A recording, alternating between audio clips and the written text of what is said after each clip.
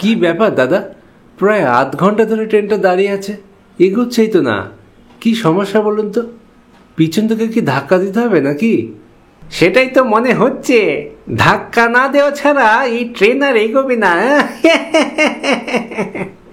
কি জ্বালায় যে জ্বলছি রে দাদা, প্রতিদিনই এই এক ঝামেলা। তেলের অবস্থা খুব খারাপ বুঝলেন। একটা দিনও ট্রেন যদি সময় মতো চলে, সময় মতো বাড়ি থেকে বেরোচ্ছি অফিস যাব বলে, কিন্তু ট্রেন লেট থাকার কারণে প্রতিদিনই অফিসে ঢুকতে দেরি হয়ে যাচ্ছে। ব্যাস, তারপর আর কি, অফিসে যাই আর প্রতিদিনই লেট ফাইন খাই। কি আর বলবো দাদা, এই যে যারা, কে বুঝবে? হ্যাঁ, এই সমস্যা সবারই। অফিসের বস তো আর আমাদের কথা শুনবে না, আমাদের সাধারণ মানুষের জীবন কেই বা বুঝবে।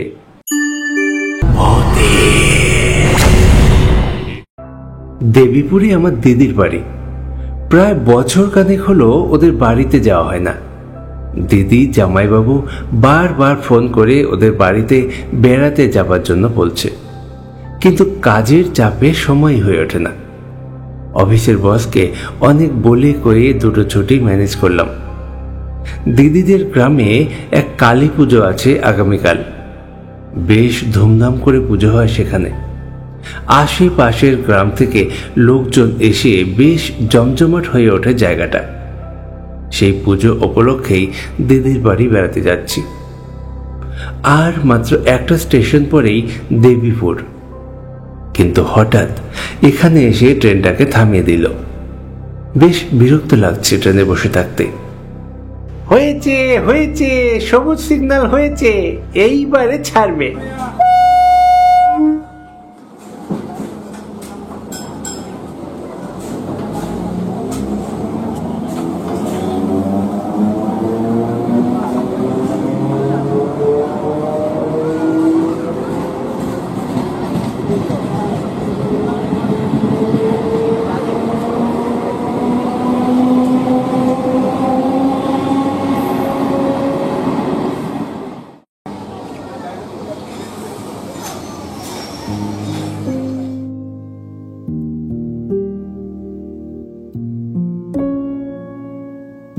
দিদির বাড়িটা দেবীপুর স্টেশনের খুব কাছেই, একেবারে হাঁটা পথ।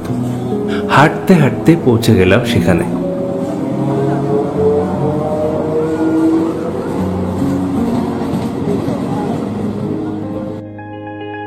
দিদি, এই দিদি, দিদি। কি দা সঞ্জয়, আইয়া পড়ছো? কতদিন পর আইলা বলো তো? হ্যাঁ মাসিমা, প্রায় বছর খানেক হলো। কাজকর্মের চাপে বেরোতেই পারি না। তা আপনারা সবাই ভালো আছেন তো? হ্যাঁ হ্যাঁ, আমরা ভালো আছি। আসো আসো, ভিতরে আসো।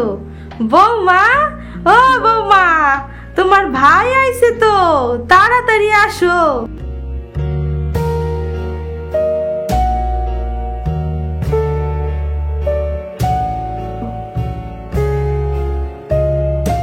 ও মা, সঞ্জয় এসে পড়েছিস?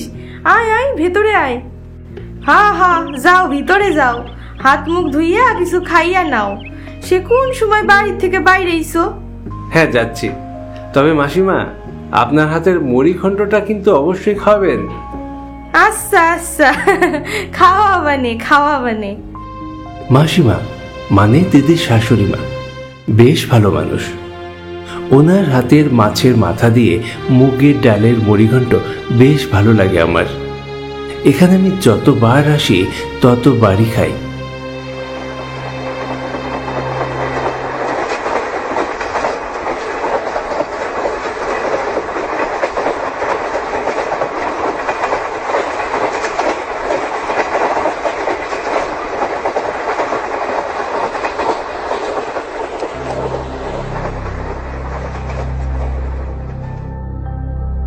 আমার দিদির বাড়ি আসার মূল আকর্ষণ হলো এই রেল লাইন। ঘরের জানালা দিয়ে বা ছাদের ওপর দাঁড়িয়ে ট্রেন যাচ্ছে দেখতে আমার খুব ভালো লাগে। বিশেষ করে ট্রেন লাইনের ওপর দিয়ে যখন হাঁটি আমার তো বেশ মজা লাগে। যদিও এটা করা উচিত না, যে কোনো সময় বিপদ ঘটতে পারে, তাও খেলার ছলে দু একবার রেল লাইনের উপর হেঁটেছিলাম আর কি।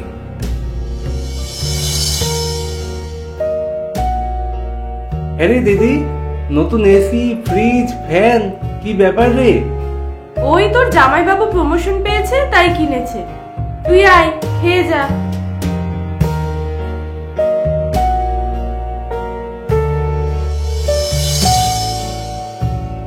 কি রে দিদি, জামাইবাবু দুপুরে বাড়ি আসবে না? না রে, তোর জামাইবাবু একটু দূরে গেছে, ফিরতে ফিরতে রাত 9টা বাজবে। তুই খেয়ে নে, আর কিছু লাগলে কিন্তু অবশ্যই বলবি।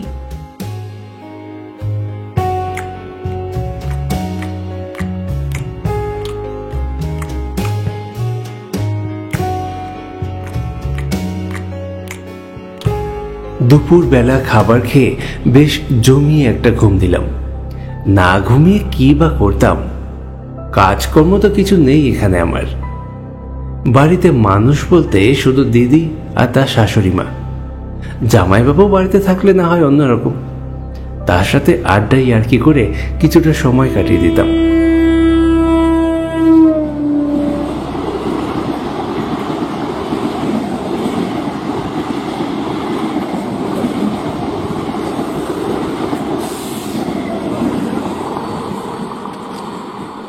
এক ঘুমেই একেবারে বিকেল। সন্ধেবেলা একটু বাইরে বেরিয়েছিলাম, আমার কিছু জিনিস কেনাকাটা করার ছিল। গ্রামের বাজারে গিয়ে সেই সব জিনিস কেনাকাটা করতে করতেই রাত হয়ে যায়। রাত্রে জামাইবাবুর সাথে এক টেবিলে বসে খাওয়া দাওয়া করলাম। কিছুটা গল্প গুজব করে তারপর যে যার ঘরে চলে গেলাম।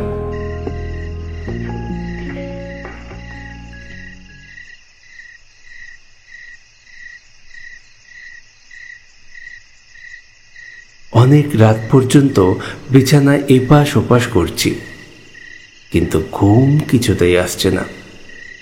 কি করেই বা ঘুম আসবে?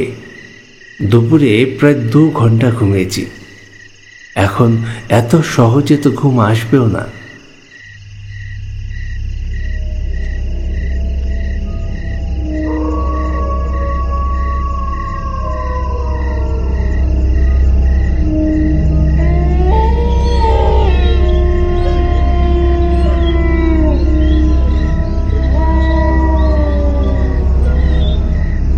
ঘড়ির কাঁটায় যখন ওই 1টা কি 1:30 বাজে, আমার বিরক্তি লাগছিল।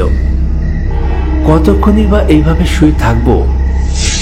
আমি উঠে জানালার সামনে গিয়ে দাঁড়াই, রেল লাইনের দিকে এক দৃষ্টিতে তাকিয়ে থাকি।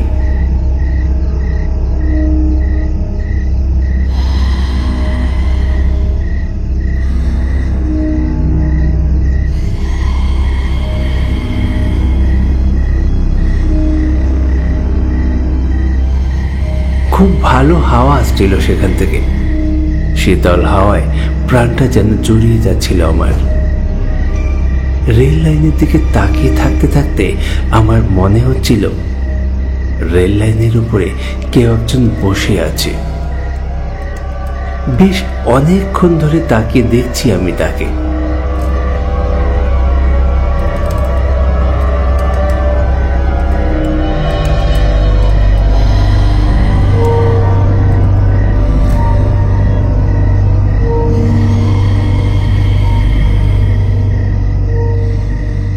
এখানে কি সত্যি সত্যি কোনো মানুষ বসে আছে?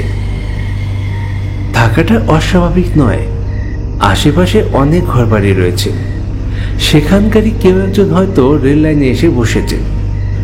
হয়তো আমার মতোই তারও রাত্রে ঘুম আসছে না। লাইনের উপর একজন লোককে দেখতে পেয়ে আমার মনে একটু সাহস হলো। ভাবলাম, ঘুম যখন আসছেই না, তখন আর ঘরে বসে থাকা কেন? যাই, ওই রেল লাইনের উপরে যে একটু হাঁটা চলা করি, বা ওই লোকটার সাথে একটু কথা বলি।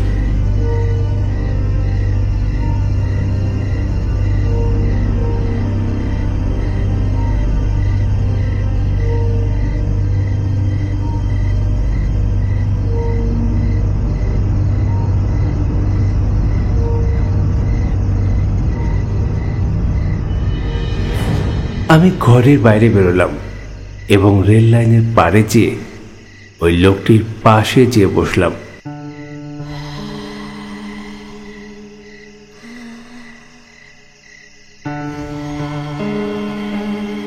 লোকটা একটা গামছা গায়ে জড়ানো, মাথাটাকেও সম্পূর্ণরূপে ঢাকা। শীতকালে সবাই চাদর যেমন করে ঢাকে আর কি। কি দাদা, এখানেই বাড়ি নাকি? ও আচ্ছা, তাই এত রাত্রে এখানে বসেছেন? ঘরে ঘুম আসছিল না বুঝি? হ্যাঁ আমার ওই সামনের বাড়ি, মানে ওই বাড়িতে বেড়াতে এসছি আর কি। একদম ঘুম আসছিল না, জানালা দিয়ে দেখলাম আপনি এখানে বসে আছেন, তাই ভাবলাম আপনার সাথে একটু আলাপ করে সময় কাটিয়ে দিই।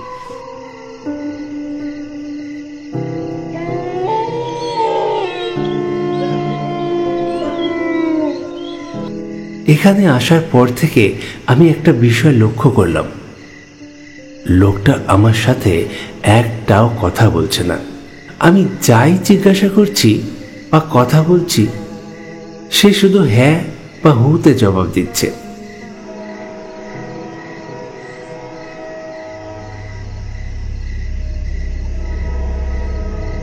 আর একটা বিষয় বেশ সন্দেহজনক, লোকটার গায়ে কেমন যেন একটা গন্ধ।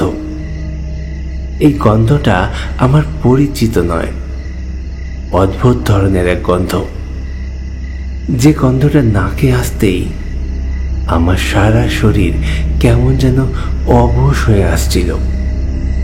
শরীরে তেমন একটা জোর নেই আমার, চুপ করে বসে আছি আর লোকটির দিকে বারবার তাকাচ্ছি। আমার মনে হচ্ছে লোকটা কিসের জন্য যেন অপেক্ষা করছে, বারবার শুধু লাইনের দিকে তাকাচ্ছে।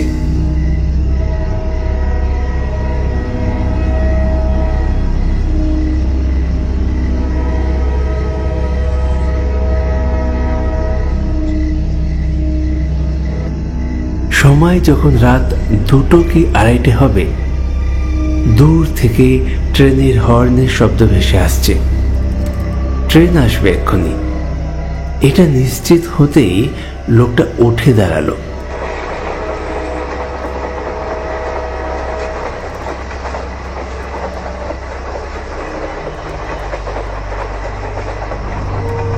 উঠে দাঁড়িয়েই লোকটা কেমন যেন উতলা হয়ে উঠল, ছটফট করতে লাগলো। এটা দেখে আমি উঠে দাঁড়ালাম, তাকে জিজ্ঞাসা করলাম কোনো সমস্যা? সে কোনো সাড়াই দিল না।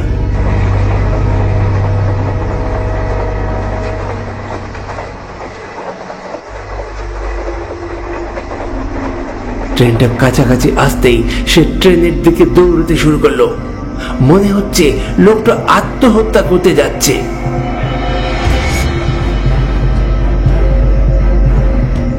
লোকটাকে বাঁচাতে হবে, এইভাবে চোখের সামনে কাউকে মরতে দেওয়া যায় না। আমিও তার পিছন পিছন ছুটতে লাগলাম। দাঁড়ান, এই যে দাঁড়ান, যাবেন না, এই যে শুনুন, দাঁড়ান, যাবেন না।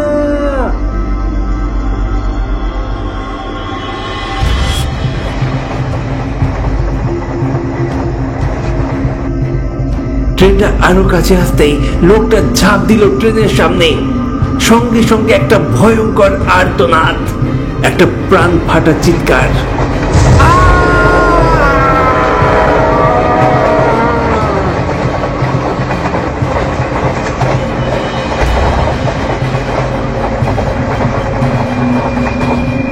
ট্রেনের ধাক্কায় ছিটকে পড়ে গেল লোকটা। ব্যাস, সব শেষ। ট্রেনটা চলে যেতেই আমি দৌড়ে গেলাম সেখানে যেখানে লোকটা ছিটকে পড়েছে। কাছে গিয়ে দেখার চেষ্টা করলাম লোকটা তখনও বেঁচে আছে না মারা গেছে।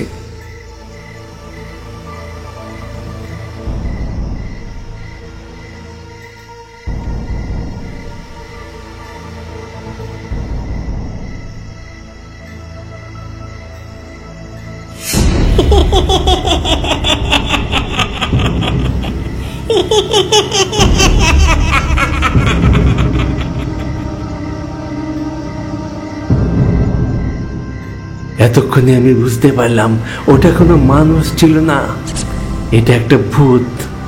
এতক্ষণ আমি যার সাথে মানুষ ভেবে কথা বলছিলাম সে আসলে একটা অশরীরী।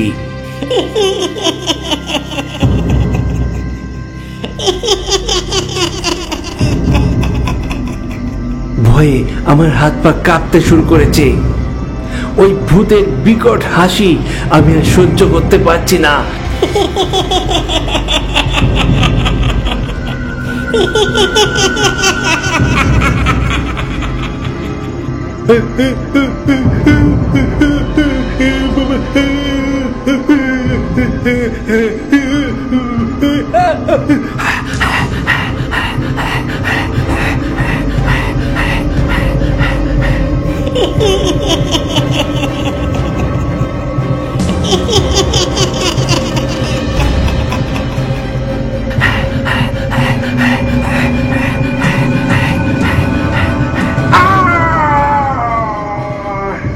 পড়ার সাথে সাথেই অজ্ঞান হয়ে যায়।